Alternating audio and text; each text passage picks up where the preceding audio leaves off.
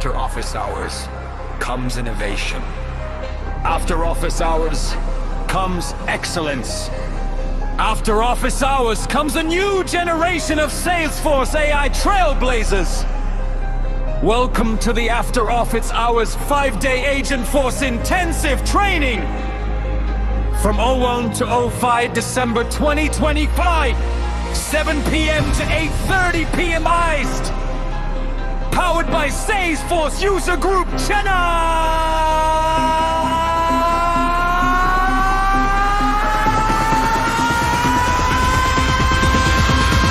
Massive shout out to our co-host leaders across India. Thank you, Trailblazers, for uniting this community. Together, we learn. Together, we lead. After office hours, we ignite the force. Agent Force rising, we're the future source. Trailblazing mind, we break down the doors. Learn AI.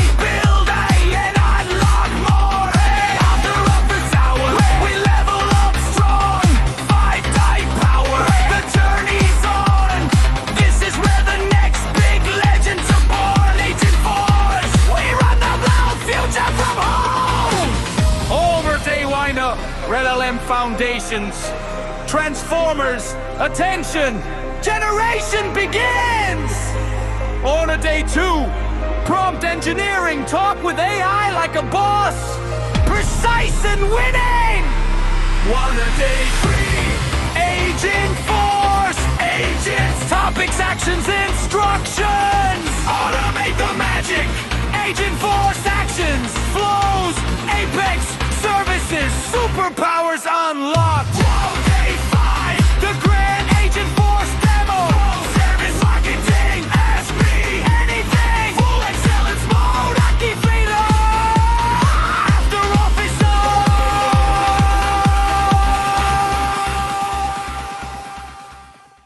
Hi everyone, and thank you for taking your time to attend the session. And for today, this is day 2, and we'll be seeing more about what are LLMs. Like yesterday, we've talked about more in a theoretical format. Right now, we'll see how to use LLM effectively. So that's through prompt engineering, like how to create a better prompt, okay, and a little tinge of AI in Salesforce. So these are some of the concepts that we will be discussing, and please share if you have any questions related to day 1 or today's session in the chat.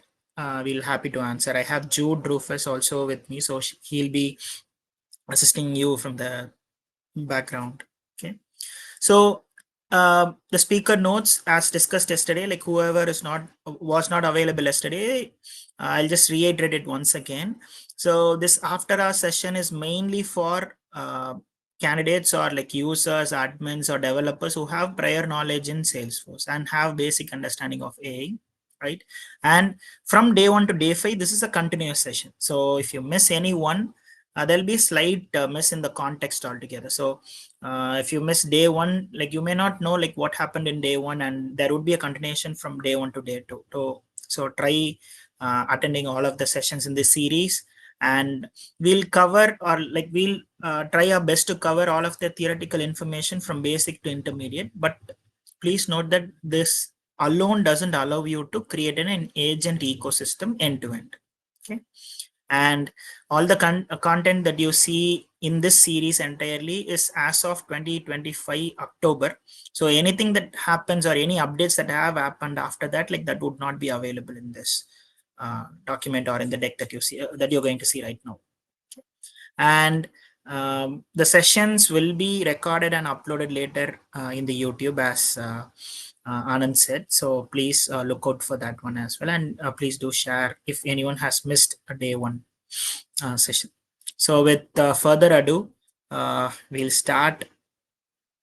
Okay, I will go back. So whoever attended like day 1 session, right? I want to give some questions, and I expect some answers, or at least some sort of research that you might have undergone. So maybe I have some questions personally, and I wanted to touch base with each and every one of you here. So maybe we've talked about different models, right? So there are other specific models apart from large language model. So did any one of you had a chance to explore that specific model? It can be anything. Your answers in the chat, please. Okay. So yeah, take your time, but do check out those upcoming models that are like very much different from what you see in LLMs. Like LLMs very much deal with text to text, right? So there are other 7 different models and also additional models that are coming in. So do check that out, play around it, and maybe try to understand, or like check with like if you're using Gemini or if you're using Chat GPT, right? Check with what sort of model that Chat GPT uses, because it responds specifically saying like it uses LLM for text generation, or if it uses VLM, it also responds to that. Maybe try finding that out when you have some time. Okay, cool. And yeah, apart from that, like did anyone have a chance to, maybe we've talked about some of the traditional machine learning models yesterday, right? So it's related to supervised, unsupervised, and feedback loop. So did anyone have a chance to maybe look into some of the examples in which supervised learning, like machine learning models, have been used? Maybe not recently, but in the past. Got it. So yeah, it's basically that if you try to understand these machine learning models, you'll have a additional connection of like how this LLMs work, because all of this stems from the entire machine learning, right? So from machine learning you have deep learning, and from deep learning you have generative AI, and from generative AI you have LLMs. Maybe since we are in the topic of generative AI, right? So apart from LLMs, I think like many of you would have used. What are the other generative models currently in the market? Many of you might use it, but just want to know. Great. Yeah, great to see a lot of answers. So yeah, we'll quickly dive in, and thank you everyone. So take some time, like additional time, to research more of these topics, because these are some of the foundational concepts that we want to introduce to you, so that like you can have a better understanding of Agentforce when we touch the topic in the upcoming days, right? So as a refresher, like yesterday we've talked about what is artificial intelligence, how does it actually work, what are the components in an artificial intelligence system, right? And what are the subsets within artificial intelligence? So artificial intelligence as a whole is a large concept. Within that you have machine learning, then you have deep learning, and within that you have generative AI, then within that you have LLMs. And traditionally there are like multiple machine learning models, mainly to learn or process the data that is provided for a machine so that it can act intelligently. So some of them could be a supervised, unsupervised, and feedback loop systems. But after evolution of deep learning, where you have neural networks to identify patterns in the data that is given simultaneously, right? So that has evolved from deep learning until the stage that we are right now, which is the large language model. And there are other models in play, such as like LCM, which is your large concept model. Then you have LAM, mixture of experts, vision language model, small language model, mass language model, and segment anything model. So interestingly, some of these models are like the forerunners of these models are Meta. So if you have some time, try researching of like what Meta is currently doing in the generative AI space. It'll be really interesting to know. And within an LLM, or like how does an LLM actually work? So the precursor would be your data, but apart from the data, there would be an entire structure, or the body per se. So that's called your transformer. So transforming any information as an input that you provide into a machine readable format, and transforming the machine readable format to human readable format. So that's the working of a transformer. Then you have tokenization. So as discussed, like you have character level tokenization, word level tokenization, and subword level. So try asking your LLMs to see like what sort of tokenization that it actually uses, and that will be very interesting. And you have attention mechanism. This is mainly to understand the context of the words that are next to each other. So try finding what sort of attention mechanism also it uses. And you have sampling techniques. Specifically for text generation, you have deterministic methods and stochastic methods. Great. So this is day one. We look at the agenda for day two. For day two or for today, we are going to see what are the types of large language models, how large language models can be or like are invoked specifically. What is a prompt? How do you communicate with an LLM, right? What are the types of a prompt? What is prompt engineering all about? Key concepts within it, considerations and best practices when you do a or like when you create a prompt, and introduction of AI in Salesforce. So first, LLMs can be segmented based on certain parameters. So the first parameter would be architecture. So we've already discussed about the architecture of how LLMs would work. So in within transformer, you have something called encoder and decoder that encodes certain information and decodes certain information, right? So through this architecture, we can differentiate LLM specifically. So in the left, you could see these are auto encoding models specifically to understand the information that you provide, and based on that, it takes the necessary action. It does not generate anything, or it does not summarize anything. Rather, it performs a specific operation. Say, for example, in this case, any information or like any files or like large amount of data that you provide, it processes that information and creates a reference point. So using that as a reference, any information that is fed after it, like it will analyze what sort of data it is all about. An example could be a sentiment analysis, classifying words within a sentence based on certain attributes, right? Some of the examples could be Bert, Robert. So these are some of the acronyms. Please search that one. And these are a very primitive encoder only models that are used in the past. Right now, we have decoder only models where instead of providing any additional information through one specific query, it's possible for you to generate a large sets of information because already the model is trained through a huge sets of data. So pre-trained model, it is mainly used for creating something from scratch. Maybe you give a word or you give a single sentence. With one single sentence, it can generate large amount of text. So that's where your auto regression or your decoder only model comes into play. When you combine both, so these are sequence to sequence models, or like within a transformer, you have both encoder and a decoder. So it doesn't stop at like analyzing any sentiments or human intent or analyzing the entire pattern of whatever you provide. Rather, it can also generate. So getting or like uh, performing two different tasks within one single transformer. So that's where you have your sequence to sequence model.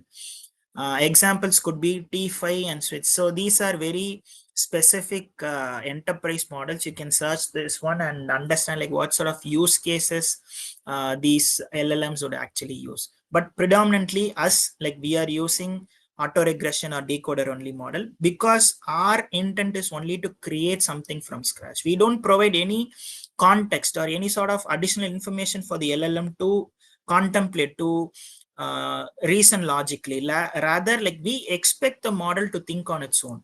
So in order to think on its own, it should actually be pre-trained, right? So large amounts, large sets of data is already used to train that model, and anything that you ask for, it generates something from scratch. So that's the decoder only model. And at the bottom, you could see different structures. Sorry if it's very small, but we'll give you the PPT. Maybe you can try to find out this specific structure of like what is the input, what sort of information that it actually uses to either predict or generate. So that's the two difference that you're going to see in any large language model. Okay, great. Moving on. So the next parameter would be access type. So this is very common where you have any application, it can be closed source or it can be an open source, right? So here for LLMs, same proprietary ones where these are only accessible through pricing models. It can be either your token based pricing and your subscription based pricing. So as said, like tokens really play an important role in LLMs. So the number of tokens that your query is generating, right? So that's where you'll be priced it. So that's your token based pricing, and subscription is more towards on the number of tokens that you use for a specific query on a given time. So that is also one of the pricing models in a closed source LLMs. In open source LLM is free for all, you can use it, but only to a certain extent. So closed source, uh, it's actually developed by a certain organization for their enterprise purpose. It's for research, or it can be used for monetary benefits as well. So since it's on a pricing model, you can use this, pay some premium and get additional features out of it. So that's your closed source. Open source are like open to all. I said it's exposed, the model is exposed, the entire infrastructure is exposed for you.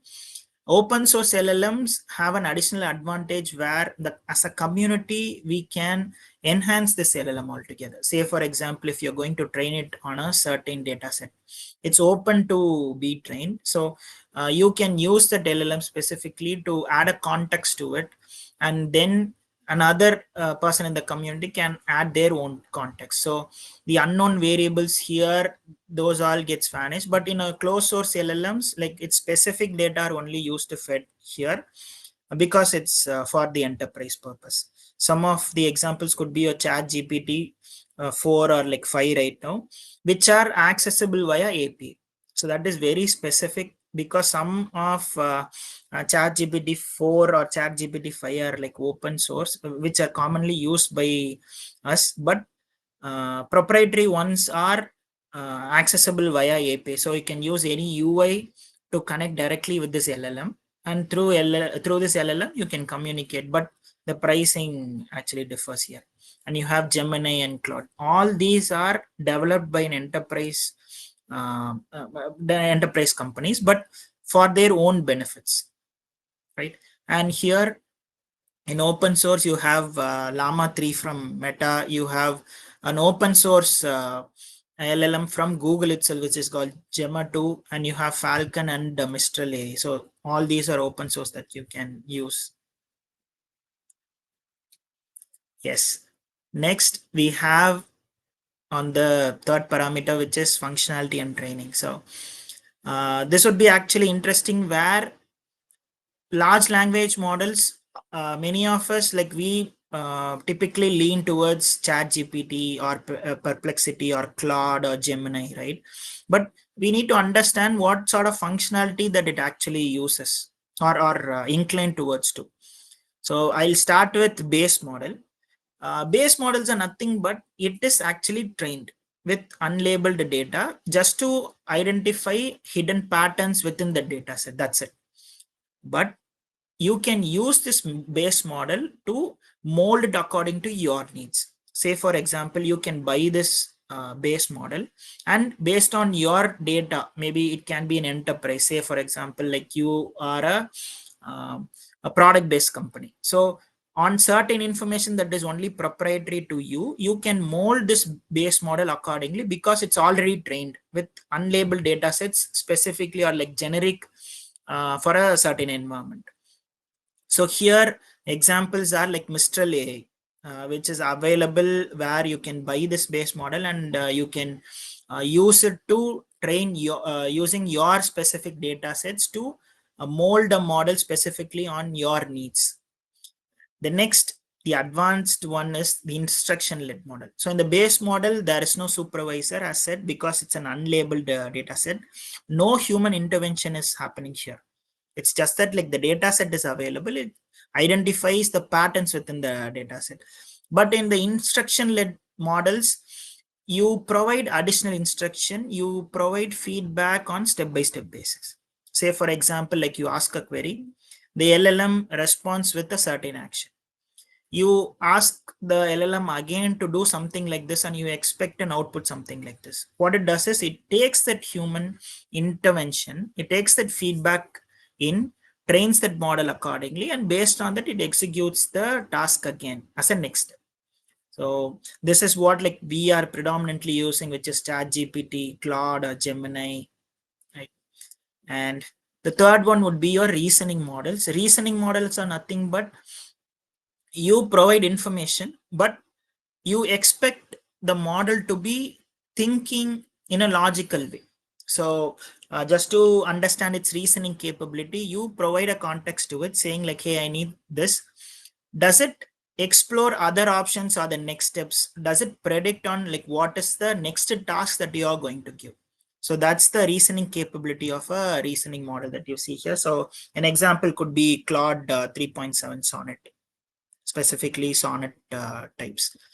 And at the bottom, the start is mixture of experts. So you saw like this is a separate model altogether, and like upcoming models, right?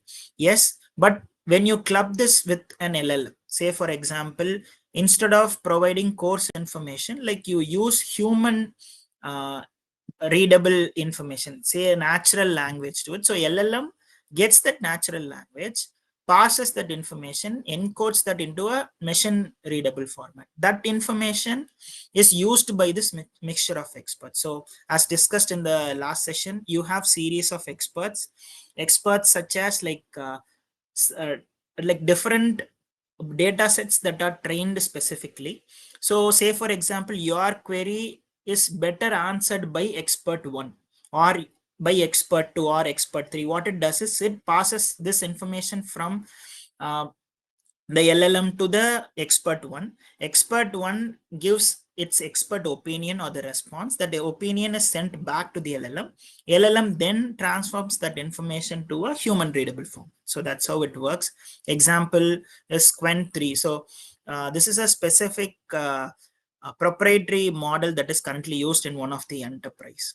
And the fifth one is multimodal model. So as the name suggests, apart from LLMs, you can club in additional models as well. It can be your vision language model, or it can be your LCM, anything. But if you have more than like one model apart from LLM, which is capable of understanding not only text, image, video, audio, anything, that is your multimodal models.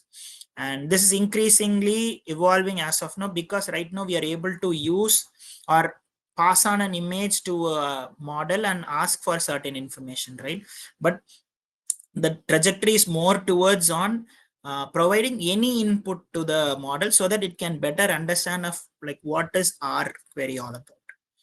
And the sixth one is deep research model. I think specifically like you might have come across this model, because if someone is doing any sort of research, maybe research, not a course research, but rather an entire end-to-end research of a specific topic.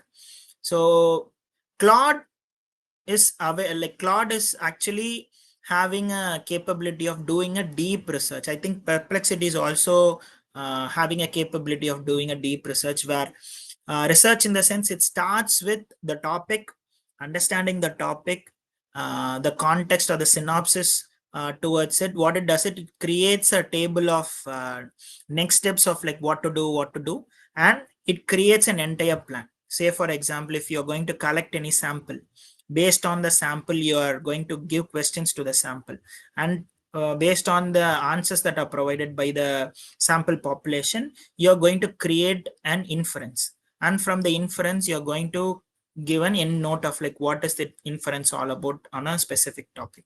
So from start to end, deep research models would be beneficial to create an entire plan of how a research should be, which is the research methodologies. It can be anything like varying based on the topic, right? And an example could be Claude with research mode, right?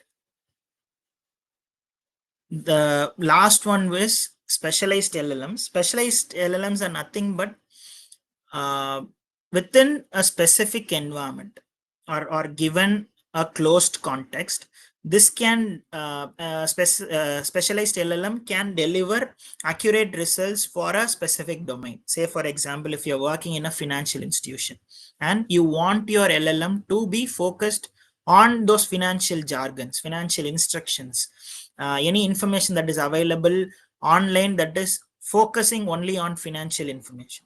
So that where your specialized LLMs comes in. So an example could be your Bloomberg GPT. And if you are in a medical field, right? So MedPalm from Google is also one of an example where it specifically focuses on medical related information. Any information that you ask to this LLM, it focuses only on the medical domain of it. And the right, I wanted to share an infographic where these are some of the widely used LLMs, starting from OpenAI, ChatGPT 4, or right now it's ChatGPT 5. You have Lambda from Google AI, you have Llama, and some of the examples like Claude 3, like many one have you introduced. And from X, you have Grok 3, and Falcon from TIA. So these are some of the widely used examples. Okay. So until now, we've talked about large language models, types of large language models. Going forward, we'll be talking about, hey, how do you actually invoke, or like how do you call an LLM, right, from an application, from an UI? So I would take Salesforce as an example.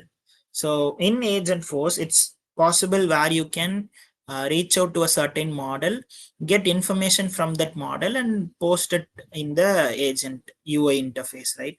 So how does it actually work in the background? So on a holistic approach, this is the non technical information of how an application and an LLM actually uh, connects, and they speak to it. So first, application, it reaches out to the LLM with the prompt that a user provides. Additionally, it also provides additional information of like what sort of information does the user is seeking for. Okay, that we call here it as function definitions. And apart from that, like the prompt is only passed on from the UI. So once we pass on this prompt, additionally with function definitions, what the LLM does is it deduces the prompt. It dissects the prompt using tokenization, right? And after that, through transformation, what it does is it encodes it, and it processes that information of like what the user is asking for. Based on that, it generates a response. Either it predicts or generates. So since many of us use generative AI, I'll go with a generative AI example where it generates certain arguments. Then after that, that information from a machine readable format is passed on back to the application, and application in turn changes that information into a human readable format. Okay, with additional information, but that is not available for us. Rather, it can see in the plan, in the central pane of agent builder whenever you test it. So this is the back and forth conversation that an application and an LLM usually has. So this is how you invoke, or this is how you use LLM. So you need to have an application UI interface where you can play around it, call LLM, provide additional information to LLM so that it can respond back with the expected answer. Right. Okay. So we have talked about how, or like how to invoke an LLM, right? But how to do it actually? So that's where prompt comes in. So you need to have basic knowledge of what is a prompt, how to use a prompt effectively so that you can effectively use your LLM, right? So in order to effectively use a prompt, here we have like 5 different information in every prompt. It's necessary for every prompt to have, right? So I'll start with the first one. Every A prompt should define a task. Okay, so an example could be like write a detailed report of current situation of the Chennai's weather right now because it's very bad, right? And next, it should be very specific, and it should also provide an context environment. Say, for example, summarize the latest article from the weather report in 3 bullet points, focusing the immediate impacts. So the prompt, like before you saw something that only asks for current situation of Chennai, but this is very specific, and you also provide additional information of what you actually require, right? The third, provide clear step-by-step instructions of what to do, what not to do. Example, create a list of pros and cons about attending this Agentforce 5-day workshop, but highlight the pros in red color. Since this is a text generative AI that we are currently speaking, this can clearly understand. So this is what human expects as an output, as a format. So that's how it will give you a format as well. The fourth one would be your target audience. Always your prompt should, or at least you should set up the premise for the LLM to understand like what sort of audience that it caters to. Say, for example, I can be a Salesforce Marketing Cloud developer, but the same context would not be relevant for any Salesforce, sorry, any Salesforce sales cloud developer, a service cloud developer, right? So always set up the context for an LLM saying like, hey, this is your target audience. So an example could be explain LLM and Agentforce to IT professionals who have basic knowledge. So they are not very prominent in AI. Rather, they are not very prominent in Agentforce as well. So try keeping your technical information to a minimum and provide additional functional information that would be easy to digest for this audience. So that is where your target audience information comes in. The fifth one would be you can use open-ended questions to make the LLM think and contemplate and provide a logical reasoning. Say, for example, how will sales and service ecosystems be enhanced using AI? Right? It can search the web, it can search anything, any sort of tools that it has access to, and based on that, it creates a response for you. And this is not influenced by you, rather it's influenced by the predefined data sets that is already available for it, and also adds a touch of logical reasoning towards it.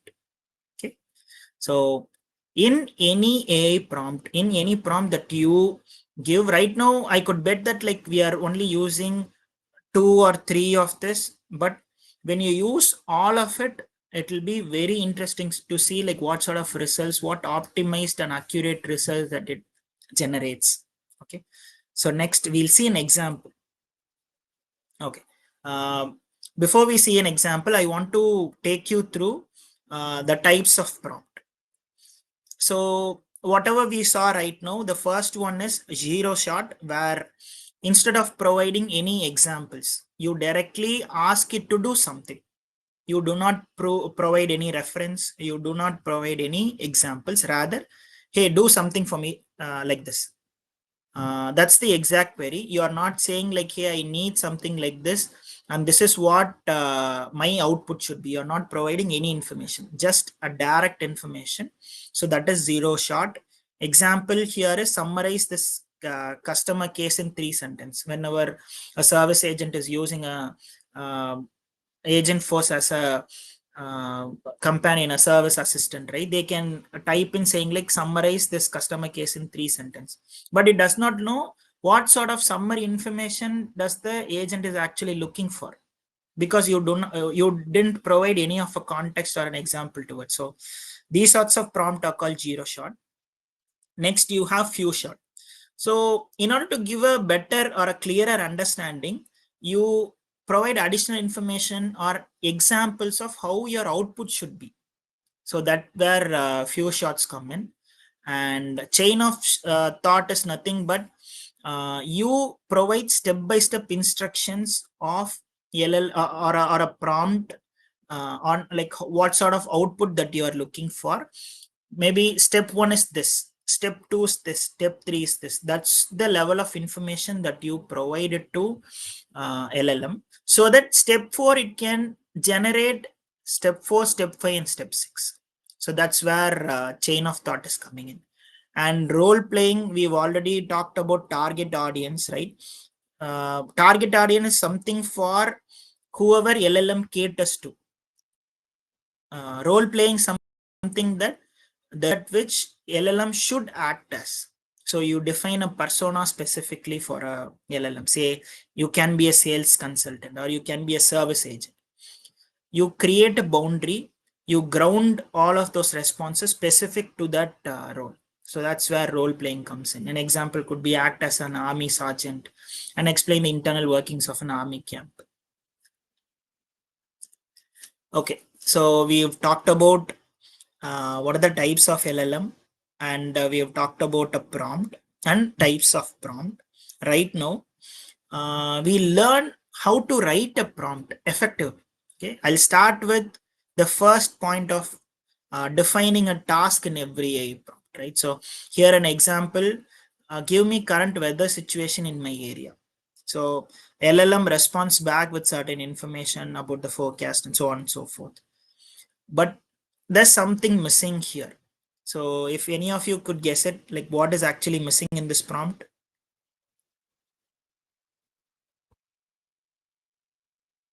Area details. Okay. Apart from the location, anything else? Yes. Okay. Source. Objective. Okay.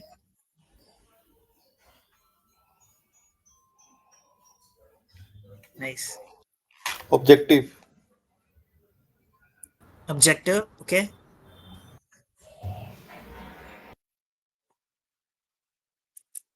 Okay. We'll course through this and finally I'll get answers from all of you. But most of you have answered it. So we don't have any context to it. We don't have any location information. We are just clearly saying that give current weather situation in my area. So what would it do? It would understand, maybe if you're using it in a web browser, right? So whatever location is available in the web browser for it to access, that's your current location. So it provides weather information about that specific location in its own format, because you have not talked about the format that you're looking for. You have not talked about whether you know how to read a weather report or weather information or not. Correct? So no context, no specificity, anything, just you're telling it to do something. So that's define a task. We'll refine it further. What if apart from defining a task, I provide additional specific information and a context, saying like, give me current weather situation in Porur or my current location, and additionally, you need to provide me a forecast about next 1 week. Okay, so what LLM does is still it provides information about the specific area and the forecast, but I didn't tell it whether I know to read a weather information or not. I don't have I did not provide any open-ended questions for it to logically think. That's it. It just stops by providing a forecast. And also I did not ask it to provide information on a certain format. So all of this are currently missing, right? So we'll refine it further. Apart from adding specific details, I give out a clear instructions of how do I actually want it. What is the format that I'm looking for? Okay.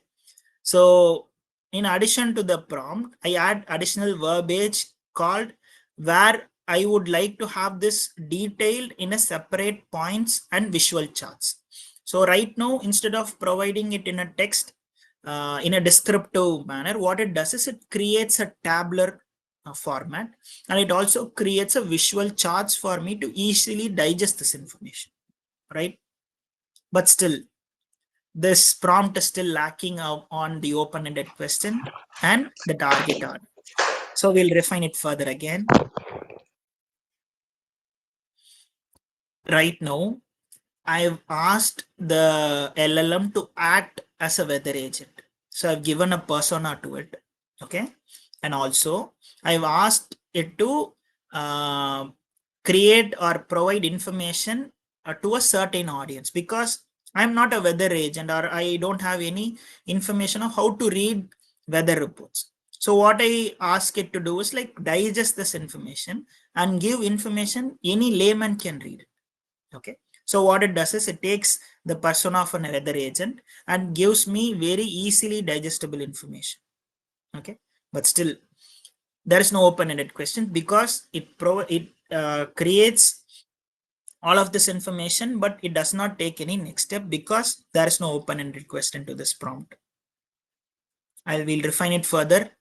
At last, I ask the LLM to give its own reasoning, asking, hey, based on the forecast, do you think that will actually happen? Maybe can you yourself forecast to see whether the upcoming weeks would actually worsen if the situation persists? So if I give these sorts of open-ended question, what it does is it again contemplates and provide additional information with respect to the question that I ask. So from the start, we saw an AI prompt defining a task, adding specificity, adding additional context, adding clear information, expecting what sort of information that you're looking for in a certain format, who's the target audience, and the open-ended questions. So we recommend a prompt to be written in such a way, but it does not require that every time you need to have all these 5, but rather if you have this at least 4 or 3 out of 5, it will be beneficial for you to get accurate results of what you're looking for in one single prompt. Rather, right now we are course through 5 different steps, right? So if we have used this prompt that you see in the screen, it will be one shot.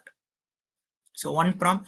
Additionally, if you can give examples of like what you're looking for, so that would also give accurate results and your expectations would be fulfilled as well. Okay, great. So I'll take a pause here. Let's try and every one of you can give me examples of a 0 shot, few shot, a chain of thought, and a role playing prompt. Please go ahead.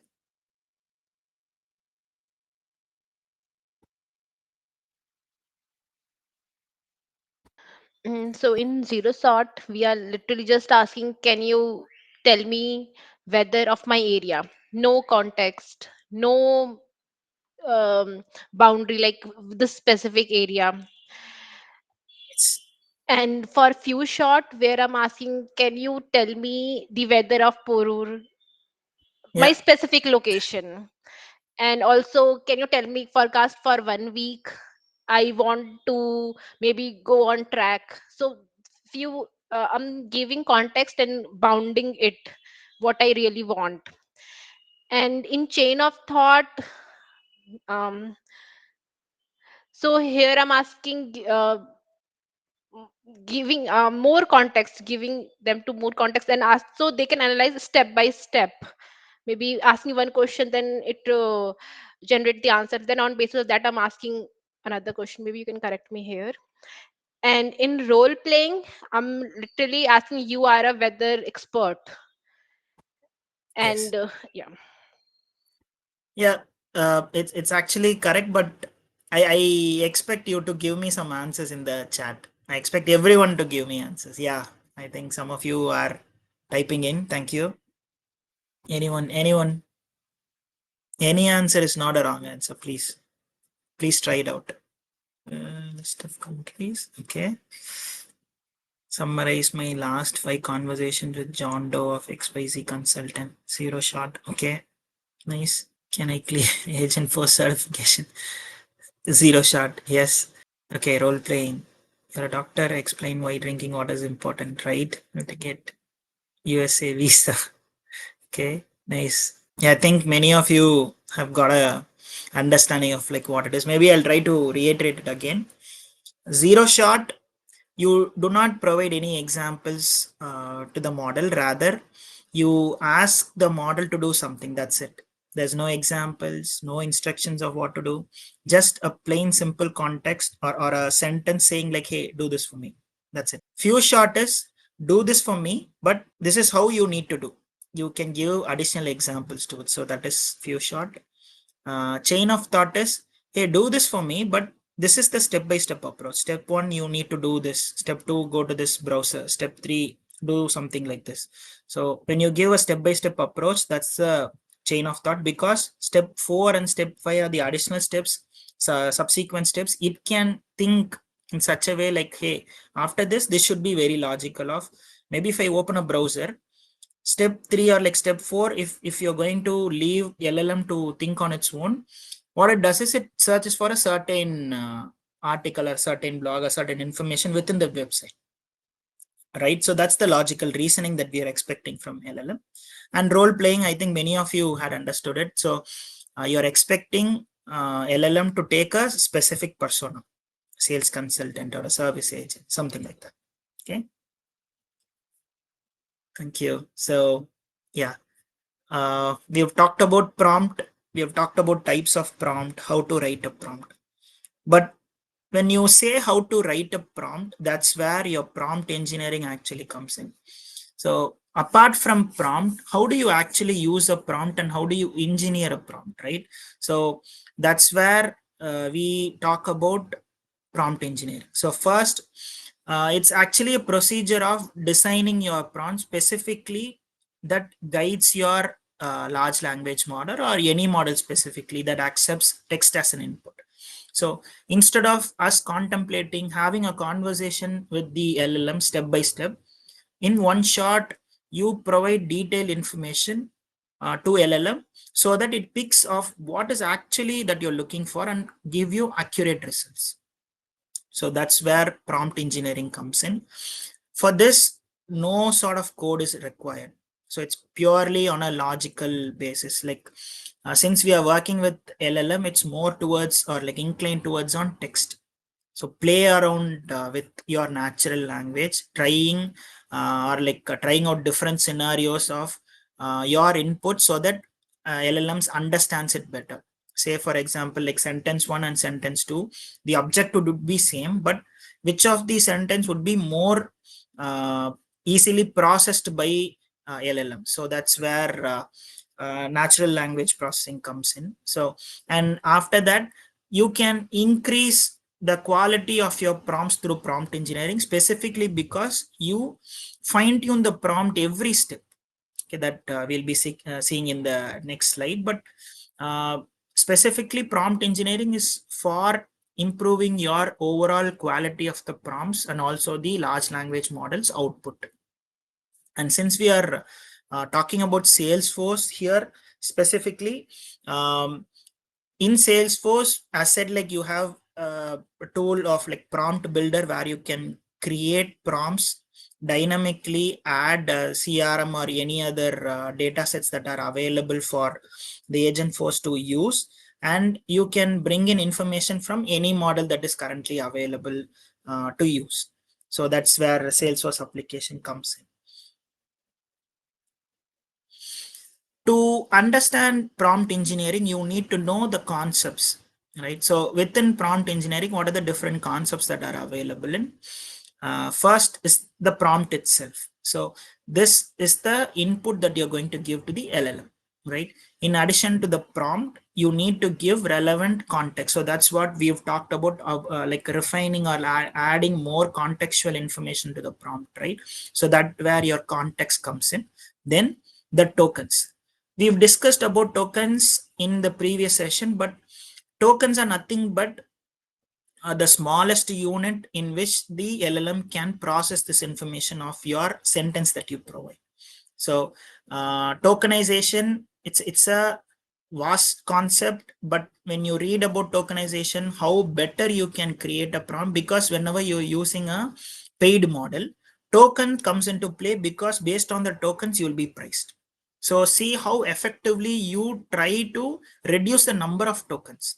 Say for example, sentence 1 having 50 words, sentence 2 has 10 words. Both have same object, but the pricing for sentence 1 would be much higher compared to sentence 2 when you're using a pricing model, right? So that's why we add token as a separate concept in prompt engineering.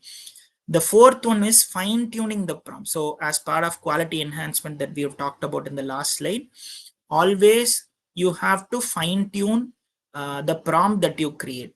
say for example, you create a prompt, add all of the context to it, add open-ended question, target audience, give its persona, but when you try it in the real world scenario, is it yielding the expected result? If not, fine tune it again. See where you can add additional context so that LLM can provide or deliver like accurate results of what you're looking for. And the advanced version of fine tuning is priming. So not only the contextual information, but additional information surrounding the environment, what sort of tools that it has access to, all of those information that you can give to a prompt. That's where you can engineer a fully fledged prompt that can yield better and optimized results. Okay, great.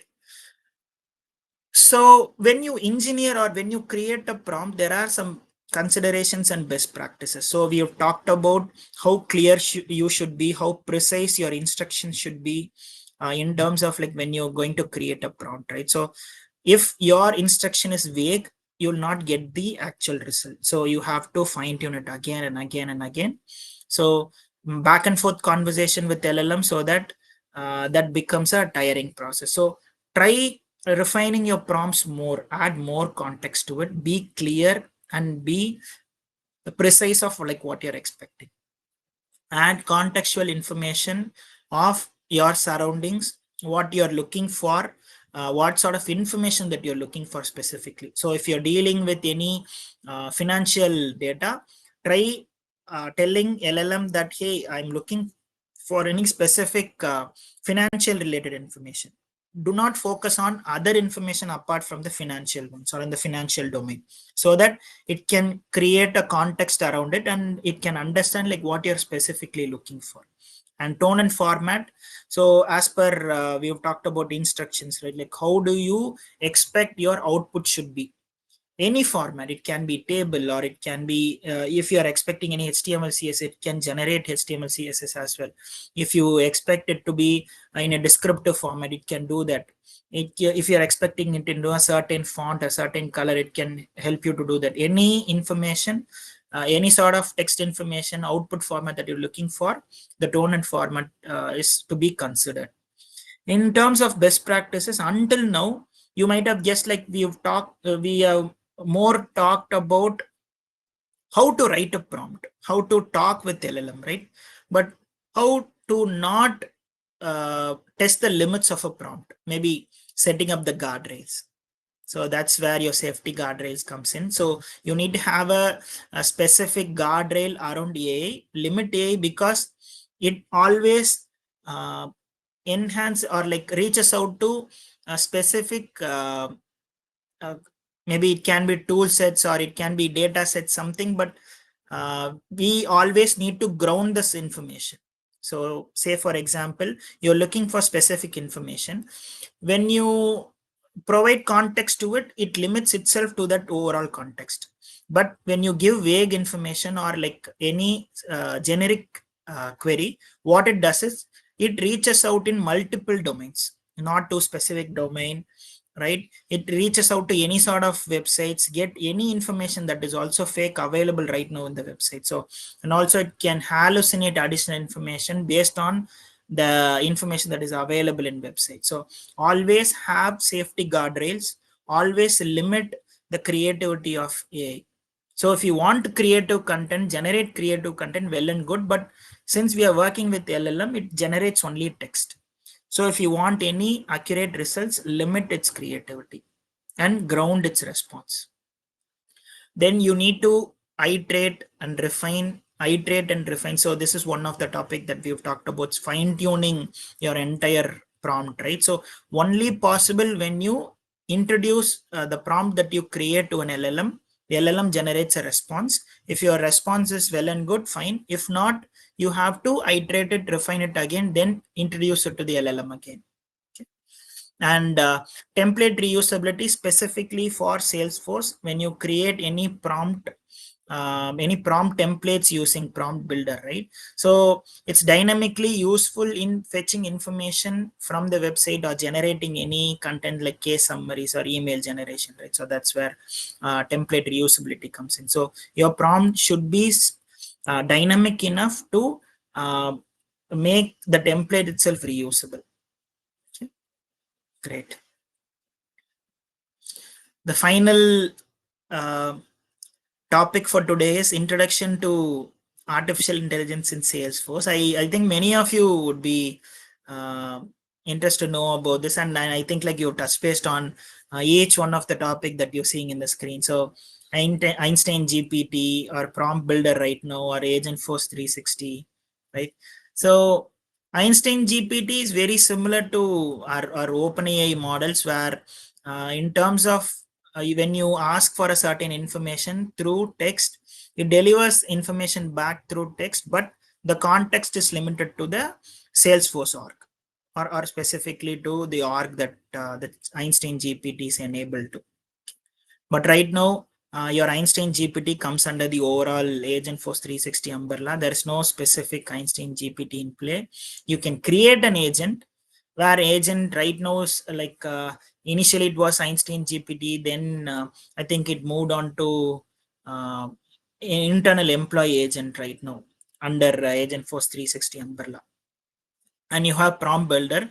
It's a not a specific concept altogether, but a tool that helps you to create dynamic prompt templates. Using the prompt template, you can reach out to a certain model, get a response from the LLM to which it connected to, and bring that information into your system. So that's where prompt builder comes in.